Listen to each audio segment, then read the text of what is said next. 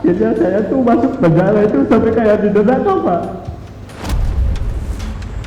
Saya udah ngerasain ya di neraka satu. Bener-bener sampai nggak bisa pulang tuh, bener-bener. Sama Bang Jaka itu jam 4:30, saya mau pulang aja. Keluar dari kali, udah esok, Pak. Sampai saya jalan ke atas semua itu, ada yang nanya, maling apa itu?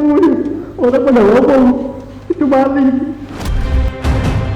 Awalnya kan saya nggak tahu nih isi BAP para saksi nih, Pak.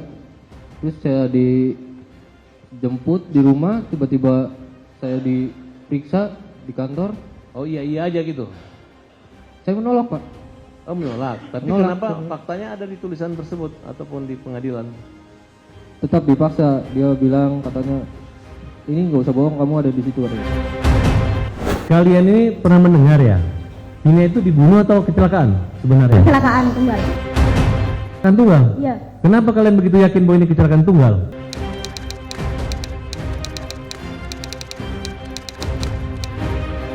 Kalau saya mendasari informasi dari saudara D sama A, yang mana dia melihat pada saat malam minggu ada upaya penganiayaan dan pengejaran.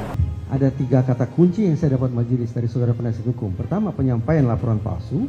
Yang kedua, seorang ayah yang sekaligus merangkap sebagai otoritas personil penegakan hukum. Dan yang ketiga, melakukan penyiksaan.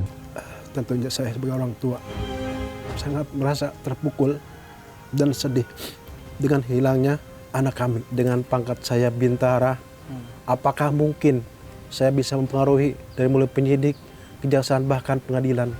Hal yang mustahil, apalagi dengan keadaan saya yang pas-pasan.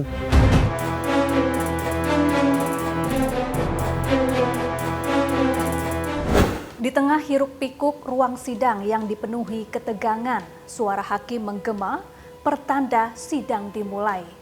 Untuk sebuah babak baru dalam kasus yang menyita perhatian publik. Selasa 30 Juli 2024, sejumlah saksi dan ahli dihadirkan dalam sidang peninjauan kembali yang diajukan Saka Tatal. Nyanyian para saksi di sidang PK menandai dramatisasi kasus pembunuhan Vina dan Eki. Spekulasi terkait penyebab kematian pun bermunculan, antara pembunuhan dan pemerkosaan atau kecelakaan tunggal. Kebenaran dan kebohongan terus bertarung, mempertahankan skenario di bayang-bayang panggung. Lantas sejauh mana sidang PK Saka Tatal memengaruhi proses hukum kasus Vina?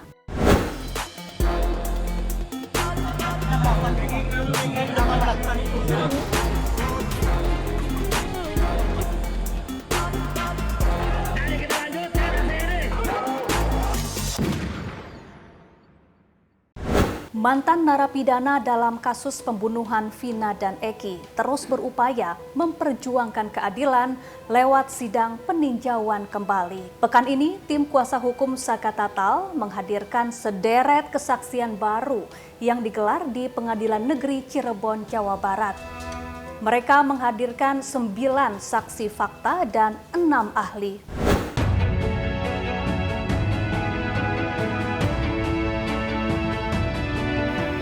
Saksi fakta yang dihadirkan dalam sidang PK Saka Tatal diantaranya Liga Akbar, 2 teman mendiang Vina, Mega dan Widi, kakak Saka Tatal Jaka, adik Saka Tatal Selis dan sepupu Saka Tatal Renaldi. Sementara ahli yang dihadirkan diantaranya psikolog forensik Reza Indragiri, mantan Kabareskrim Polri Susno Duaji dan ahli hukum pidana Mudzakir. Di hadapan majelis hakim, sepupu Saka Tatal Renaldi menceritakan penyiksaan yang dilakukan oleh penyidik terhadap dirinya dan Saka Tatal.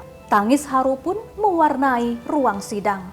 Kamu pernah melihat Saka Tatal waktu dipukul? Iya, Di berapa kali Saka Tatal mengalami penyiksaan? banyak, sama banyak. Apa yang disampaikan? Dampak dari pemukulan itu harus mengakui atau apa? Harus mengakui, Pak.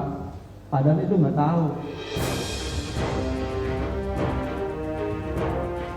Eka Sandi dipukul juga? Dipukul. Kan sampai remek, Pak, sampai jual jalan aja nggak bisa aja, Pak. sampai mau masuk ke penjara aja kan sampai pada ngesot Pak itu tuh. Udah darah semua Pak, udah nggak pada gimana ya, pada nggak kuat lah. Kayak udah binatang bisa tuh, saya tuh udah nyampe sana tuh Pak. Udah mau nyampe penjara aja saya udah dipukulin sama gembok, baru mau masuk itu. Habis pukulin gembok saya diminumin air kencing. 1 gelas gede, semuanya harus minum.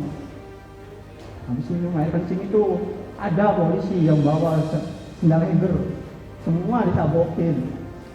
Ya akhirnya sampai remuk Pak.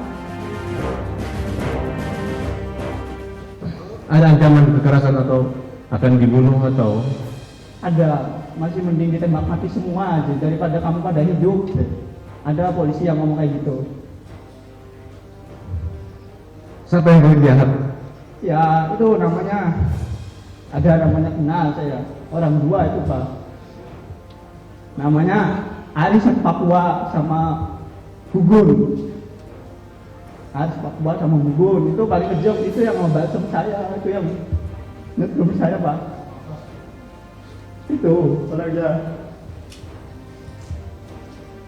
Bruniano? Akhirnya saya tuh masuk penjara itu sampai kayak di neraka Pak. Saya udah ngerasain kayak di neraka 1. Bener-bener sampai nggak bisa pulang tuh, bener-bener sama penjara itu jam 4:30 saya mau pulang aja. Keluar dari kali udah ngesot Pak. Sampai saya jalan ke atas gua itu ada yang ngajak. Maling apa itu? Orang pada ngomong itu maling. Saya bukan maling, itu positif Pak. Bukan maling, bukan apa, tapi saya disuruh maling. Akhirnya 1 bulan saya baru bisa jalan, bisa makan Pak. Semuanya Pak, relawan semua. Apalagi di dalam, saya nggak ada fotonya, yang di dalam ada fotonya. Dibilangnya bahwa saya nggak ngerasain sendiri, sakit Pak. Dulu saya nggak boleh Pak, bukan orang muda. Jadi udah tahu bilang apa. Ya trauma ada Pak, tapi ya agak berani sekarang Pak. Siapa orang yang menolong kamu waktu itu? Nggak tahu, itu polisinya baik, pakai baju bukan pakai dinas, pakai baju biasa. Akhirnya itu sore itu saya tuh dikeluarin. Tapi dikeluarin itu saya masuk lagi ke kanit, dimasukin kanit lagi. Yang lain borgol pada 2, saya 4. Tadi diganti 2 borgol Pak. Namanya kan sama Uci Tato. Uci Tato kan Vivaldi, sayanya Renaldi. Saya yang paling berat sana Pak, pelaku pertama. Bikin kayak gitu. Siapa yang membuat pukulan itu terhenti? Harus Papua sama Gugun Pak. Sama saya sakit itu dipukul sama orang 2 itu Pak. Apa yang dipikiran kamu waktu dipukulin? Masih mending mati daripada saya dipukul Pak. Sampai saya pulang ditembak 3 kali. Saya suruh lari, saya udah lari Pak. Saya di depan itu udah lari. Sampai pulang menjut Pak. Udah bok aja sama itu. Saya ngerasa apa ya Allah, gak ada keadilan.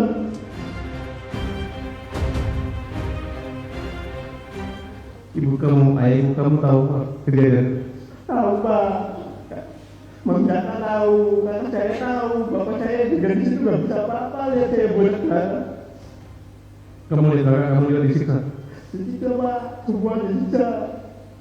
Nama dan rambut juga dibakar Pak. Apa upaya kamu untuk membantu mereka lepas dari masalah itu? Ya, cuma maunya yang semua itu pulang Pak. Itu orang yang tahu-tahu. Orang macam ya, buat tumbal. Orang baik itu semuanya Pak. Bukan orang yang kata orang lah, pembunuh lah, apalah. Tapi saya tahu itu orang baik semua Pak. Kamu percaya kata-kata boleh disiksa dengan minum air kencing? Ya saya juga di situ Pak. Saya di situ sama disiksa Pak. Minum air kencing? Saya minum 1 gelas, karena 1 gelas, semuanya 1 gelas Pak. Semuanya 1 gelas. Kamu masih ingat siapa orang yang melakukan itu? Ya kalau dibawa ke situ saya ingat. Tapi kalau Kiki mah nggak ingat namanya juga Pak. Tapi saya semuanya masih hafal Pak, kepalanya mukanya. masih ingat saya Pak. Ada yang ngancam kamu akan dibunuh? Ada pas lagi sidang bulan tahun berapa itu saya dipanggil sini satu kali Pak. Dia dari luar dia bilang ngomong kalau kamu ngomong yang nggak jelas saya tembak mati. Tapi saya mau dia tembak mati, saya ngomong sejujurnya di sini Pak. Tapi akhirnya si polisi itu nggak ada di luar. Kamu yakin kakak kamu nggak bersalah? Yakin Pak, Kamu yakin kakak kamu nggak bersalah? yakin Pak, Kamu sehat sekarang? sehat Pak. Kamu bekerja? Kerja Pak, Kerja di mana? di bengkel, Punya keluarga? punya Pak, Punya anak? punya satu di bawah. Masih sering ketemu kakaknya di Pas lagi penjara? saya sambil masih ketemu, tapi sekarang di Bandung Pak. Kamu senang diri berjuang buat Bener Pak, bener. Widi, salah seorang teman Vina, ikut bersaksi dalam sidang PK Sakatatal.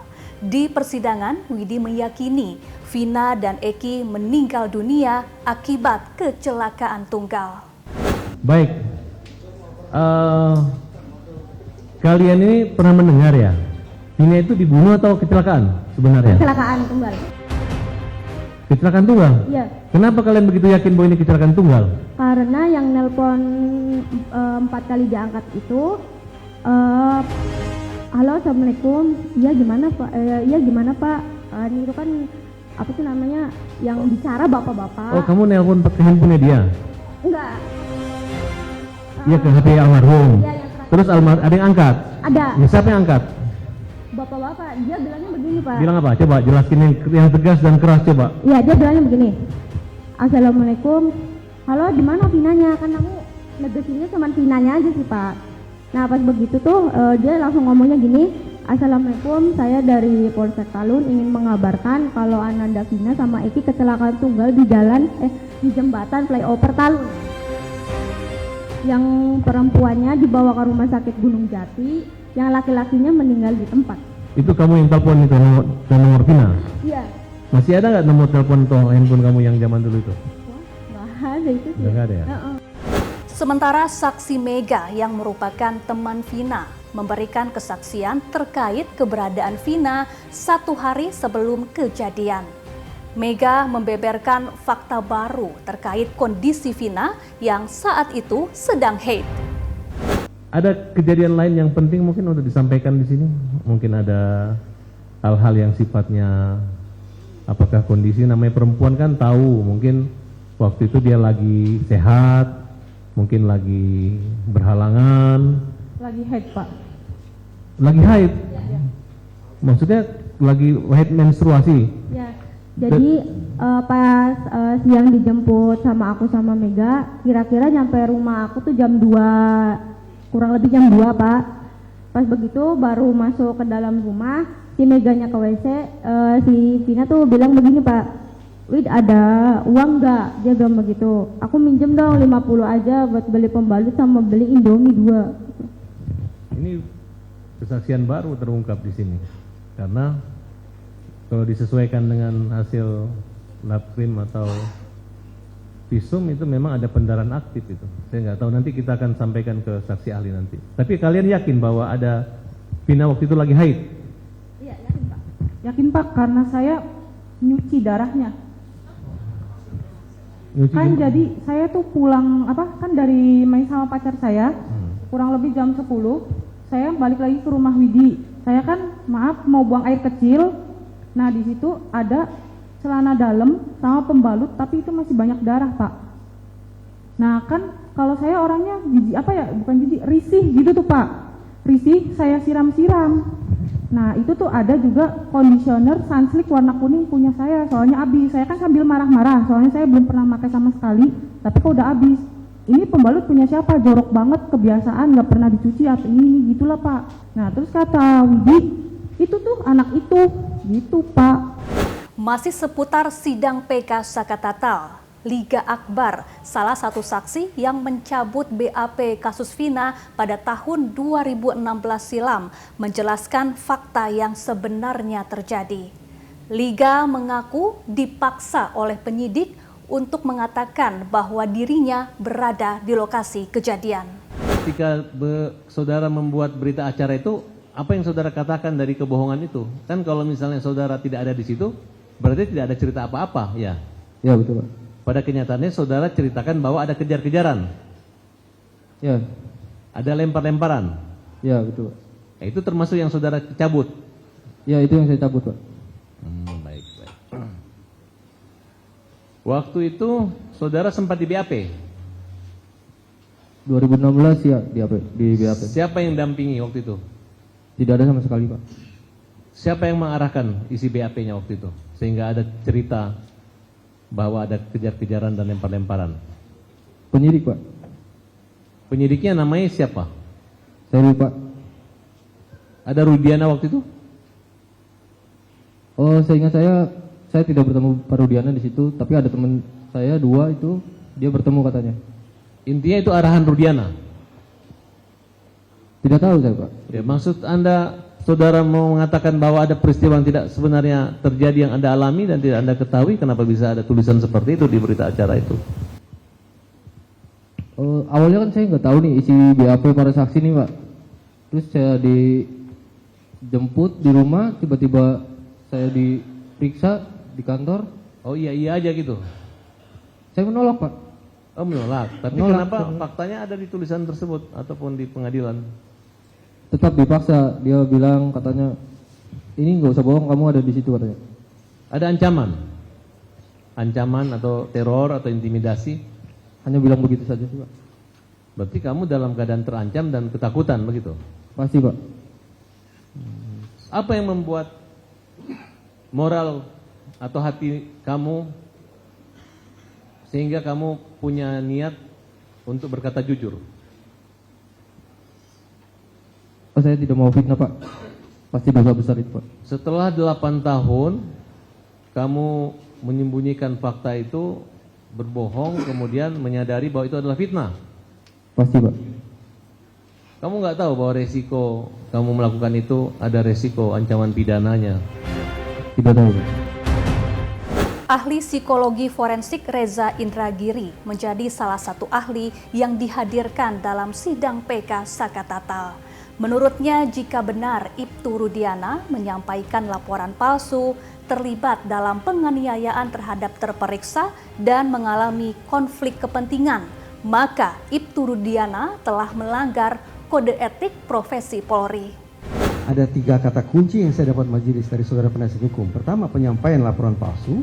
Yang kedua, seorang ayah yang sekaligus merangkap sebagai otoritas personil penegakan hukum. Dan yang ketiga, melakukan penyiksaan. Izin majelis, ini sekaligus permintaan maaf saya kepada Ibtu Rudiana. Saya harus secara rendah hati mengakui bahwa saya telah salah dalam menilai Ibtu Rudiana. Sebelumnya, saya dengan segala hormat menganggap, kalimat saya jangan dipotong dulu ya, karena kalau dipotong nanti jadi salah tafsir ini. Dulu saya menganggap Ibtu Rudiana ini sebagai potret personil penegakan hukum yang menjahati masyarakat dan menyusahkan lembaganya sendiri, menyusahkan institusi Polri. Itu simpulan saya dulu. Tapi bahkan saya mengatakan begini, sebagaimana dikatakan oleh saudara penasihat hukum, kalau Ibtu Rudiana ini menyampaikan laporan palsu, disebutlah dalam laporan bahwa korban ditusuk, kedua-duanya ditusuk, tapi ternyata dia ditusuk, berarti laporan palsu. Laporan penyampaian laporan palsu itu melanggar kode etik profesi Polri. Silakan dibaca. Menyampaikan laporan palsu itu melanggar kode etik profesi Polri. Yang kedua, kalau Ibtu Rudiana ini baik dengan tangannya sendiri maupun merorkestrasi pihak lain untuk melakukan penganiayaan terhadap terperiksa, itu pun melanggar kode etik profesi Polri. Silakan dibaca. Yang ketiga, kalau terjadi konflik kepentingan, pada satu sisi berstatus sebagai orang tua, pada sisi lain berstatus sebagai personil penegakan hukum, terjadi konflik kepentingan yang mengganggu objektivitas kerja yang bersangkutan, ini pun melanggar kode etik profesi Polri. Itu pandangan saya dulu. Tapi setelah keluar simpulan dari Mabes Polri yang dibacakan oleh Kadif Humas Mabes Polri, yaitu bunyinya kurang lebih bisa dicek di YouTube. Ibtu Rudiana selaku orang tua korban disimpulkan tidak melanggar etik apapun, maka praktis penilaian saya tentang Ibtu Rudiana salah total, Majelis. Fakta lainnya juga disampaikan mantan Kabareskrim Polri Susno Duaji dalam persidangan. Dalam keterangannya, ia menyampaikan ada perbedaan hasil penyelidikan yang disampaikan oleh Polres Kabupaten Cirebon dan Polres Kota Cirebon. Dari Polres Kabupaten Cirebon menetapkan adanya peristiwa kecelakaan lalu lintas. Sementara dari Polres Kota Cirebon dalam lokasi dan korban yang sama telah terjadi peristiwa pembunuhan dan dugaan pemerkosaan. Apa yang membuat Bapak begitu tertarik bahkan mengajak untuk membuktikan? Kalau saya lihat bahasanya ini, kok yang lain ini ada pro kontra, tapi Bapak tidak begitu yakin bahwa peristiwa ini terjadi dan ini adalah pelaku-pelaku yang dihukum saat ini. Kalau izin menjawab yang mulia, kalau saya adakan ini karena saya sangat menghormati Polres Cirebon Kabupaten. Ingat ya, Cirebon Kabupaten sudah melaksanakan pekerjaannya dengan baik. Dia sesuai dengan penyidikan, yaitu adanya suatu peristiwa, kemudian dia peristiwa itu apa, pidana apa bukan, dia simpulkan itu bukan pidana, kecelakaan lalu lintas. TKP-nya jelas, alat bukti jelas, barang bukti jelas. Masa saya membantah Polres yang sudah memutus demikian, Kabupaten. Sampai dengan sekarang putusan Polres Kabupaten ini belum pernah dicabut, gitu kan. Sehingga tahu-tahu di Cirebon Kota ada pembunuhan. Maka saya bertanya, pertama yang harus kita ketahui adalah sebelum bertanya ada peristiwanya apa tidak, saya tanya locus delicti dan tempus delictinya. Mereka sudah tentukan tempus delictinya 27 Agustus 2016. Sekarang baru locus delictinya, tempatnya di mana? Kalau tempatnya di jembatan flyover, setahu saya karena saya Kapolda Jawa Barat, itu masuk yurisdiksi Polres Cirebon Kabupaten. Dan itu sudah diproses, mereka tentukan kecelakaan lalu lintas. Dan tidak berat-berat amat gitu untuk menentukan peristiwa itu kecelakaan lalu lintas. Untuk lalu lintas level polsek saja bisa, apalagi lalu lintas level Polres. Itu udah benar menurut saya. Dan saya melihat foto-foto yang ada, kemudian saya melihat dan membaca berkas yang ada untuk pembunuhan di Cirebon yang sudah mempunyai kekuatan hukum tetap. Saya tidak melihat itu ada peristiwanya di Cirebon Kota. Kalau di Cirebon Kabupaten ada gitu. Munculnya kesaksian dari berbagai sisi membuat kasus pembunuhan Vina dan Eki semakin rumit. Inside Story akan kembali sesaat lagi bersama saya, Syafaati Suryo. Saya telah melihat bukti nokom tidak ada saksi, maka tidak ada alasan bagi hakim PK untuk merubah putusan ini.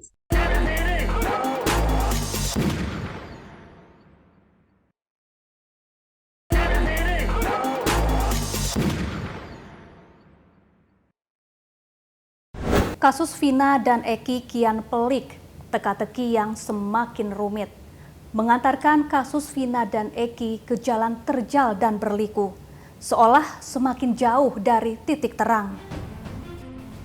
Selain munculnya kesaksian baru, sejumlah saksi kunci menyatakan mencabut keterangannya dalam BAP. Di sidang lanjutan peninjauan kembali 1 Agustus 2024, Ahli Hukum Pidana Profesor Muzakir menjelaskan, jika sebelumnya terdapat paksaan dalam memberikan kesaksian, maka hal tersebut sah-sah saja dilakukan. Baik, ahli jelaskan prinsipnya seorang saksi telah memberi keterangan yang biasanya adalah disumpah terkait dengan keterangan kesaksiannya, itu adalah menjadi bagian daripada atau dipertimbangkan dalam putusan pengadilan.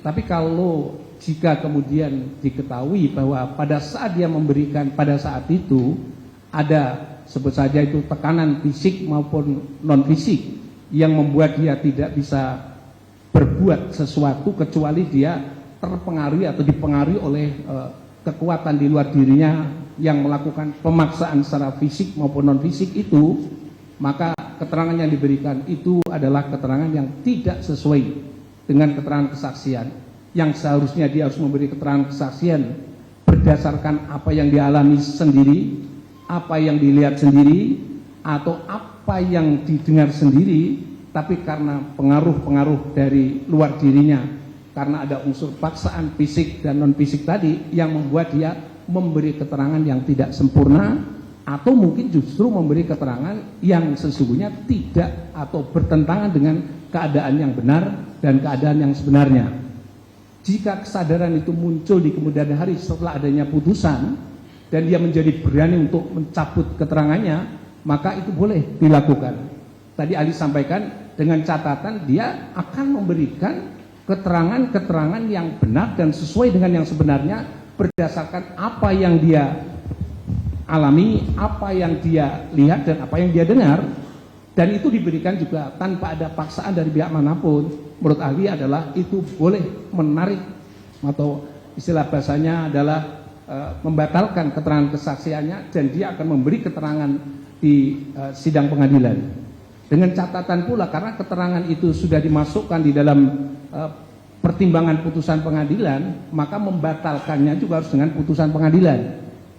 Jadi kalau membatalkan dengan putusan pengadilan, yang paling memungkinkan dalam situasi hukum pidana itu adalah proses pengajuan PK. Sehingga dengan demikian dia boleh memberikan keterangan saksi kembali dalam persidangan PK, dengan di dalam persidangan itu dia harus berani secara tegas untuk mencabut keterangan yang pernah dilakukan sebelumnya, dan dia bisa membuktikan bahwa keterangan yang diberikan sebelumnya itu ada unsur paksaan fisik maupun psikis. Dan dengan cara itu maka disumpah kembali dan dia akan memberikan keterangan lagi, dan keterangan itu diberikan secara tanpa tekanan apapun, dan itu dapat menjadi pertimbangan oleh majelis hakim PK untuk dimasukkan dalam putusannya.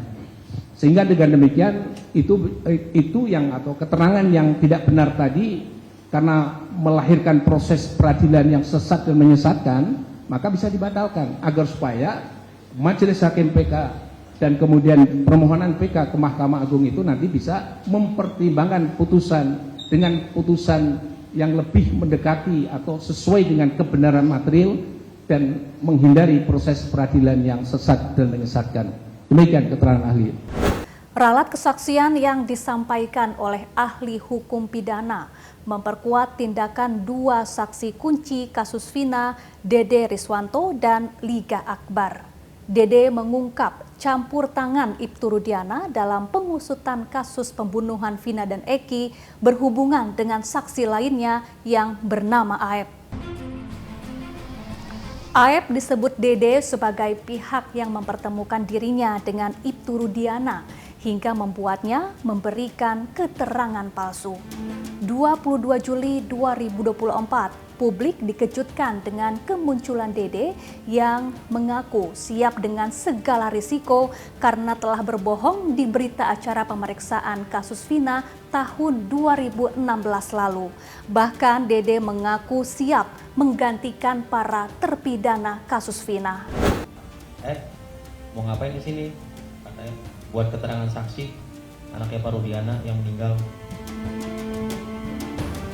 Nah setelah itu saya tanya, emang mau ngapain, kan kita tidak tahu peristiwa itu. Nah, udah katanya nanti saya arahin, saya ikutin apa kata saya katanya. Dia bilang gitu. Nah terus Pak Rudiana datang lah Saya tanya ke Pak Rudiana juga, Pak Rudiana mau ngapain? Buat keterangan apa? Saksi anak saya yang meninggal katanya. Nah disitulah diceritakan saya nongkrong di warung. Kalau ke warung mah itu bener Pak, ke warung malam hanya membeli rokok. Cuman ada segerombolan anak nongkrong, pelemparan batu, bambu, pengejaran, segerombolan motor ada di situ. Sebenarnya nggak ada Pak. Sudah diceritakan sebelum masuk BAP itu sudah diceritakan. Jadi sebelum kamu bertemu dengan Rudiana, kamu kan diajak oleh Rudiana di telepon katanya kan? Bukan saya yang ditelepon Pak, saya ditelepon dengan AF Pak.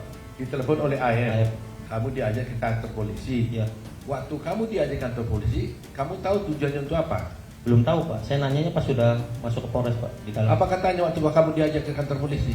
Ya saya tanya pas di dalam, mau ngapain di sini? Buat jadi saksi anaknya Pak Rudiana. Enggak, sebelum. Oh saya nggak pernah nanya Pak, cuma nggak nanya Pak. Oh dia aja. Oh kalau antar saya ke kantor polisi gitu. Iya. Oke, setelah kantor polisi, ya, apa yang terjadi? Ya saya tanya, buat mau ngapain di sini? Buat keterangan saksi kan? Saksi siapa? Pak Rudiana yang anaknya meninggal. Oh itu kata AF. Iya. Nah kemudian kamu bertemu dengan Rudiana di mana? Di situ juga? Di situ juga. Saya tahu Rudiana pun saat di situ. Oh kamu kenal Rudiana saat di situ? Saat di situ. Waktu dia pakai baju apa dia? Baju preman atau baju? Baju preman sih Pak. Baju biasa. Polisi. Apa? Dikenalkan sama AF siapa ini gitu? Iya, dikenalkan sama AF. Ini Pak Rudiana katanya. Dikasih tahu ini Pak Rudiana. Ini Pak Rudiana. Apalagi? Bapaknya AF. Diberitahu nggak dia polisi? Diberitahu Pak. Dia polisi. Ini polisi. Gitu. Polisi. Jabatannya diberitahu pada waktu itu? Diberitahu intel narkoba katanya. Oh intel narkoba katanya. Diberitahu gitu ya? Diberitahu. Nah lantas apa kata AF kepada kamu? Ya saya bilang ke Pak Rudiana juga pada situ, Pak, buat jadi saksi apa? Anak saya yang meninggal katanya. Nah, sedangkan saya tidak tahu kejadian itu, dan saya pun tidak kenal nama-nama dan muka dan peristiwa itu emang tidak tahu sama sekali Pak. Nah, terus apa kata Rudiana? Kata F dan Rudiana, ya bilang Pak, ya udah ntar saya kasih tahu katanya. Ya setelah dikasih tahu, pada saat nongkrong di situ, pada saat ke warung ada orang segerombolan nongkrong. Terus melihat pelemparan batu kepada anaknya Pak Rudiana, nah, terus dilempar batu itu tidak kena, terus pengejaran membawa bambu, nah, terus setelah itu ya tidak tahu kejadian itu lagi Pak. Setelah pengejaran tidak tahu, sudah sampai situ doang Pak. Tadi kan kamu ceritakan bahwa kamu diarahkan oleh AF dan Rudiana. Saya mau lihat perannya masing-masing. AF ngomong apa, Pak Rudiana ngomong apa? AF ngasih tahu, bilang aja ya ada segerombolan orang di situ Pak. Baik. Terus Pak Rudiana? Pak Rudiana ngasih tahu masalah motor sama nama Pak. Sama nama? Iya, motor dan nama saya tahu dari Pak Rudiana, dikasih tahu sama Pak Rudiana. Oh, nama-nama pelaku. Nama-nama pelaku. Iya. Apa katanya waktu itu? Kan saya bilang saya nggak kenal Pak nama-nama pelaku. Muka pun nggak kenal. Terus kata Pak Rudiana, ya udah ntar saya kasih tahu nama-namanya pelakunya. Oh, dikasih tahu. Dikasih tahu. Tapi sekarang kamu datang mengaku bersalah. Kamu tahu risikonya ini buat kamu? Tahu Pak, sangat tahu risikonya. Kamu tahu bahwa kamu bisa dipenjara gara-gara pengakuanmu sekarang ini? Tahu Pak, saya siap risikonya.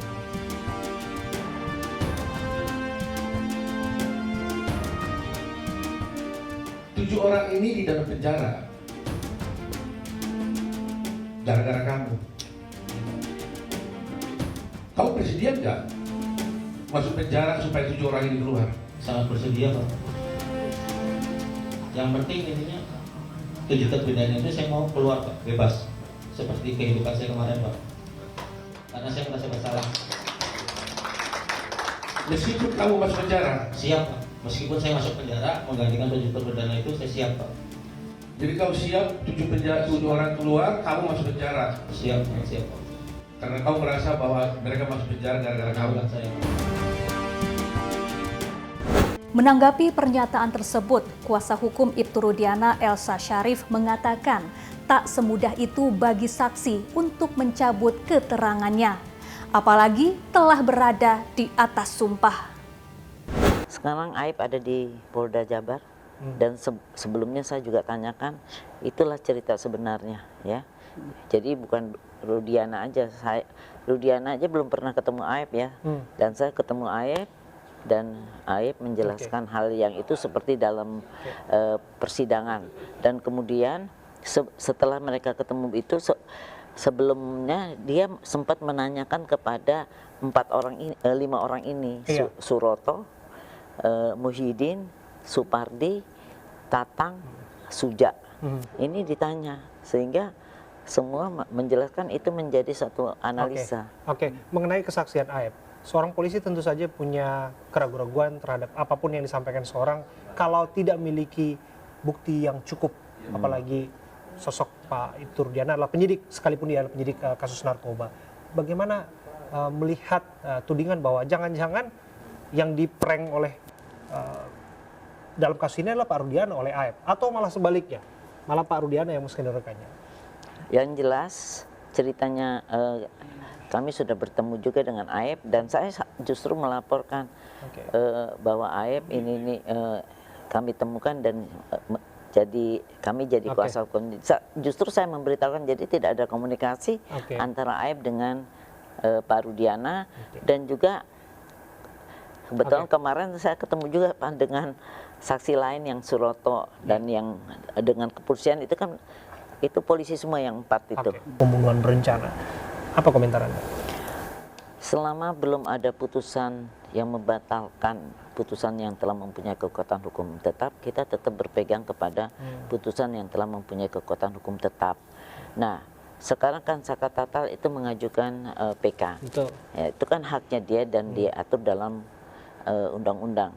Ya, silakan pembebanan terhadap permohonan PK itu kan dibebankan pembuktiannya di pemohon, ya. Dan yang lainnya saksi-saksi yang lain kan ini nanti kita tidak bisa menilai. Yang menilai adalah nanti Hakim Agung yang memeriksa dan mengadili perkara ini. Tetapi yang saya hanya menggarisbawahi pencabutan dari Dede dan Liga Akbar. Karena keterangan Dede dan Dede di bawah sumpah walaupun dibacakan, tapi Liga Akbar juga dibacakan bukan dibacakan, dia memberikan keterangan dan itu dilakukan examination, ya, eksaminasi majelis hakim, lawyer terdakwa dan juga juga jaksa. Kalau disebut mereka terintimidasi, ada ketakutan. Ya, kalau di persidangan tidak kan, di persidangan kan bebas. Dan Liga Akbar kan bukan terdakwa. Liga Akbar adalah saksi dan dia bebas. Dan jangankan Liga Akbar yang hanya saksi, sedangkan terdakwa aja 3 terdakwa mencabut keterangannya, mencabut keterangannya BAP. Jadi kan itu bebas. Dan kemudian kalau dibilang itu ditutup sidangnya, itu bukan ditutup karena create, tetap ditutup karena korbannya adalah di bawah umur dan asusila. Jadi itu tidak semudah itu mencabut. Tadi di persidangan kok mencabutnya di notaris, apalagi itu keterangan itu sudah menjadi fakta yuridis. Hal menarik lainnya dari sidang PK Saka Tatal, Dede Riswanto yang direncanakan hadir untuk memberikan keterangan sebagai saksi fakta justru absen dari pemeriksaan. Kuasa hukum keluarga Vina, Hotman Paris Hutapea, menyebut absennya Dede membuat sidang peninjauan kembali Saka Tatal jalan di tempat, apalagi tanpa adanya bukti baru atau novum. Menurut Hotman, kematian Vina dan Eki tetaplah karena pembunuhan dan pemerkosaan, bukan kecelakaan. Saya telah melihat bukti novum tidak ada saksi, maka tidak ada alasan bagi hakim PK untuk merubah putusan ini. Tidak ada alasan karena memang putusan ini bilang bagaimana bukti foto tidak mungkin mengalahkan ada visum sesudah bongkar mayat dibongkar dari kuburan, ada sebelumnya. Gak mungkin bukti foto yang hanya gara-gara tubuh almarhum mulus bisa mengalahkan visum yang sudah menguraikan di mana-mana ada patah tulang, ada kerusakan benda tubuh, bahkan di bagian kemaluan dari almarhumah terdapat banyak air mani, ya, terdapat banyak air mani, ya. Juga di dalam putusan ini sampai di sebuah putusan ada pertimbangan majelis hakim yang menyatakan bahwa penganiayaan tersebut telah direncanakan karena sudah ada SMS dari para pelaku tanggal 17 Agustus 2016. Ini ada di pertimbangan majelis hakim. Ya, ada SMS antar mereka. Ya, jadi sekali lagi keluarga Pina dan kami kuasa hukumnya tetap berpegang kepada putusan itu bahwa yang terjadi adalah penganiayaan yang mengakibatkan matinya orang atau pembunuhan berencana dan juga pemerkosaan. Penyebab kecelakaan tunggal yang dimunculkan dalam sidang PK Sakatatal seolah mengarahkan perhatian publik kepada ayah Eki, Ibtu Rudiana. Benarkah Ibtu Rudiana memiliki andil dalam rekayasa dan juga penangkapan 8 terpidana kasus Vina? Inside Story akan kembali sesaat lagi bersama saya, Syafaati Suryo. Merasa sakit, apalagi orang yang punya pikiran-pikiran negatif yang katanya menyampaikan bukan anak kami, bukan Eki dan lain-lain. Ini anak kami, ini Muhammad Rizky Rudiana yang kami besarkan dari kecil sampai umur 16 tahun sampai meninggalnya dalam keadaan yang membuat kami sangat sakit meninggal karena perlakuan orang-orang yang sangat biadab kepada anak saya.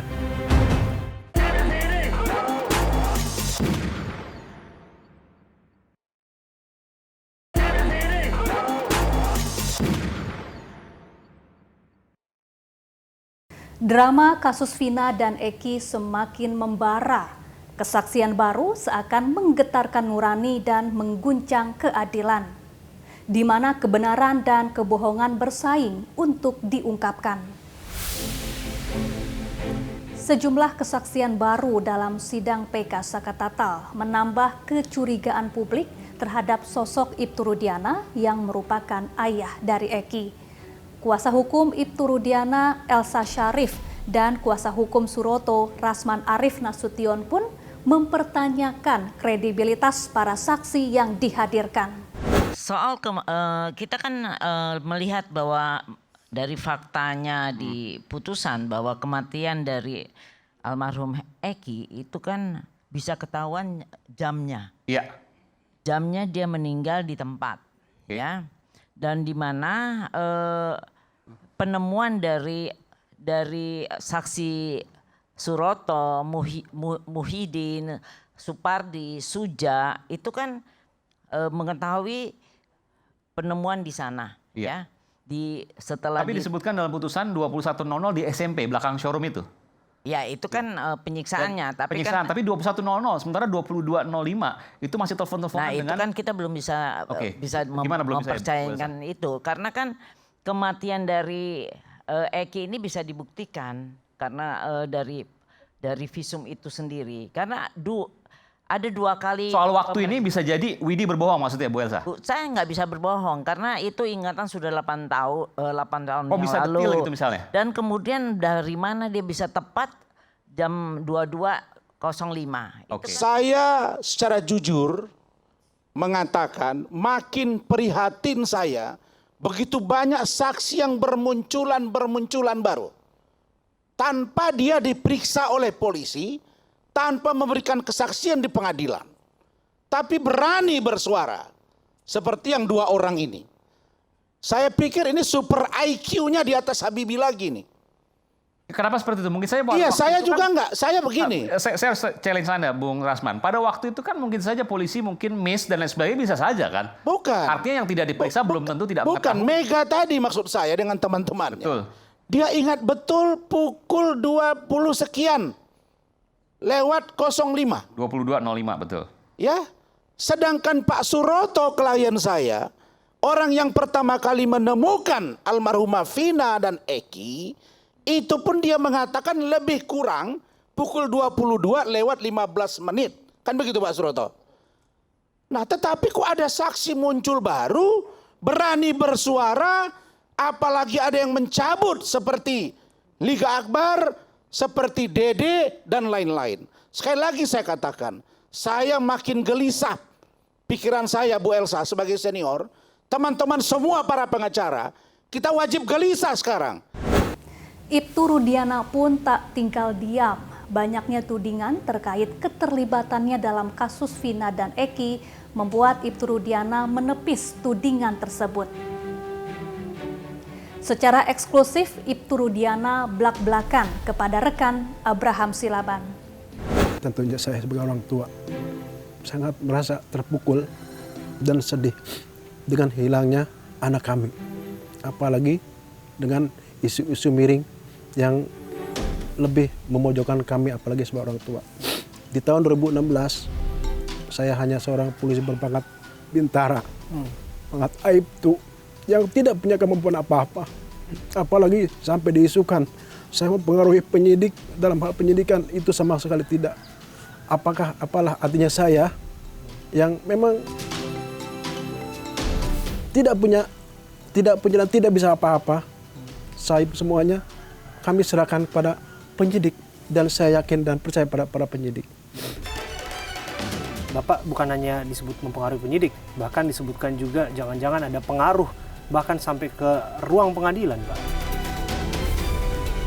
Baik, terima kasih. Tentunya di sinilah yang tadi saya sampaikan. Dengan pangkat saya bintara, apakah mungkin saya bisa mempengaruhi dari mulai penyidik, kejaksaan, bahkan pengadilan?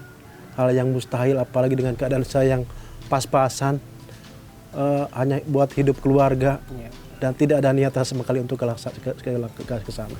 Kalau disebutkan tadi bahwa ada yang menyebut ini bukan makam Eki yang sesungguhnya, alias bukan almarhum anak buah hati Bapak.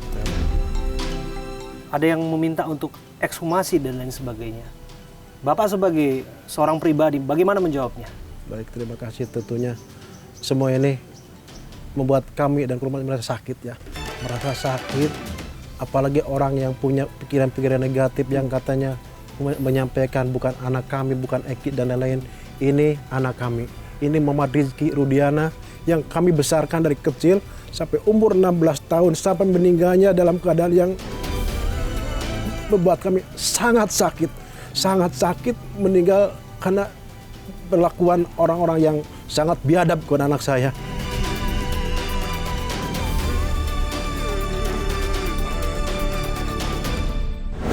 Satu persatu saksi baru bermunculan dan saksi palsu berguguran.